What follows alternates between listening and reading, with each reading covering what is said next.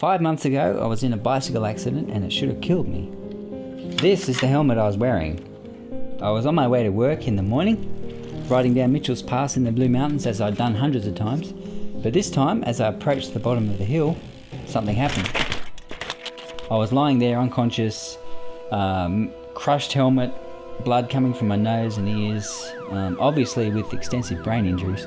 I was taken unconscious straight to Westmead Hospital in Sydney.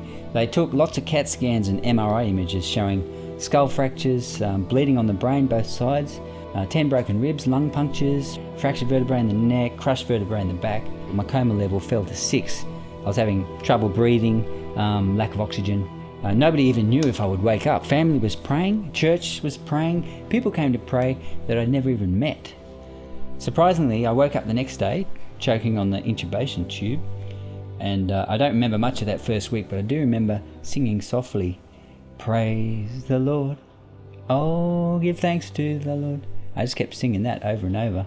The words are from Psalm 106, and thanking the Lord was so appropriate. But amazingly, there was no operations required. The brain bleeding stopped at the critical size, the lung punctures too small to operate, crushed back vertebrae didn't need bracing, and I just had a neck brace for the neck. So after the first week, I began to regain mental abilities, and I started to walk around the ward in the hospital. And I remember one of the nurses who was there saying, "So there really is a God in heaven." The second week saw such rapid recovery that I was discharged after only 12 days. And at home I was recovering quickly, walking around the block, but I have no memory of the accident. All the evidence points to a stick being caught in the front wheel. This is the actual front wheel here.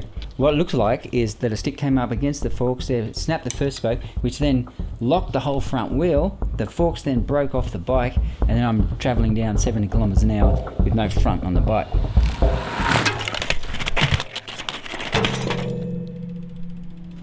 But God had set a limit to the damage that day. So I'm returning to work in a couple of weeks, so I literally have my life back. It's like it's the same, but it's different. I'm more content, I am more conscious that God spared me and that God had intervened that day. It's quite mind-blowing really to be talking about what happened to me when I could have died. And all this happened, I'm here to talk about it. It makes me want to thank God, like in Psalm 106, "Praise the Lord, give thanks to the Lord, his loving kindness is everlasting. Who can speak of his mighty deeds?"